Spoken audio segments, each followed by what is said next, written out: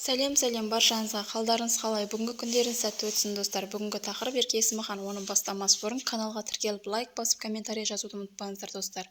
Ал кеттік. Ерке Есімхан сұлулығын сыры және ғашықтық жайлы ой қозғады.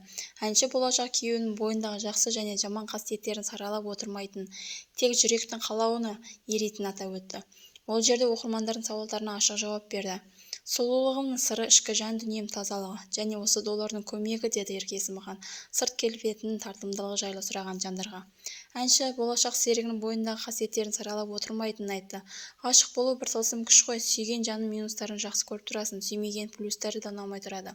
Сондықтан қасиеттерін санап отырмаймын, жүрекпен сезсем болды.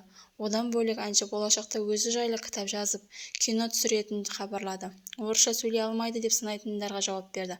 Орысша да ағылшынша да сөйлей аламын, мен қазақ тілін қатты құрметтеймін, деді Ерке Есімхан Инстаграм парақшасында. Соңына дейін тыңдағандарыңызға рахмет. Лайк басып комментарий жазуды ұмытпаңыздар достар.